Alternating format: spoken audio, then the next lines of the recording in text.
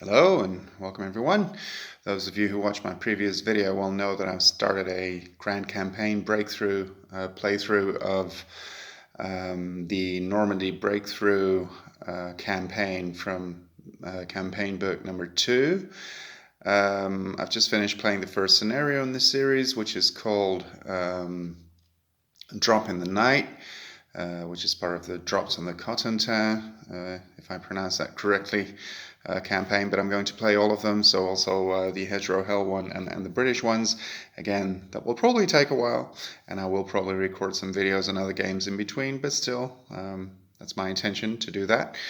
The result of this first scenario was a pretty resounding German win, I have to admit. They won by 10 to 5. Here are the 5 German units eliminated. Here are the 10 American units eliminated.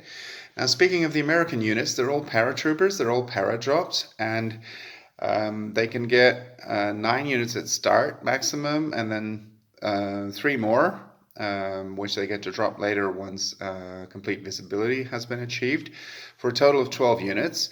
But of course, it's always possible the paratroopers land in an occupied hex, off board in a river hex, or whatever, because of which they're eliminated. And so it might actually be pretty difficult to always have 10 units on the board as the allies. So in a way, it does seem advantageous. Well, not really, because you'll score fewer medals yourself too, I guess, as the allied player.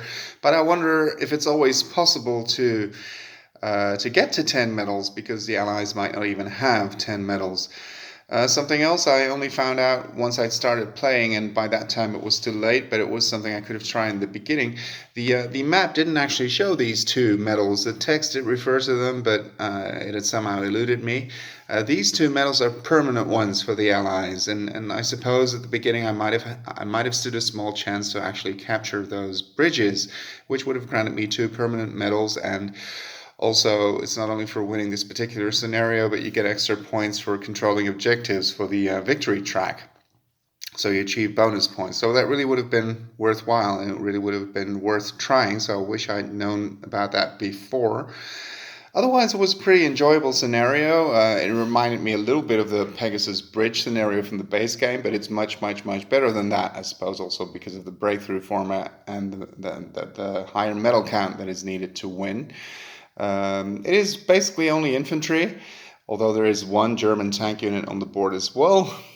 This one, I believe, historically it was made up of lots of captured French tanks during the French campaign of May 1940. I may be mistaken, but I think those are actually the tanks that are represented by this German unit, and it actually performed pretty well. It used an armor overrun, and it basically made its way. It started more or less over here, completely in the other corner, but it moves 3. Here it eliminated 2 allied units, which at that point had control of the bridge. These 2 bridges are temporary medals as opposed to the other 2, and it destroyed 2 allied units over there. So that basically concludes the scenario. So the Germans won 10 to 5. The next scenario will be Drop in the Night for the 101st. And because the Germans won, they actually get to play some extra obstacles close to the bridges. So that will give them an advantage. And of course, the victory roll still has to happen too, which will probably mean that the Allies will start reduced. Thank you for watching.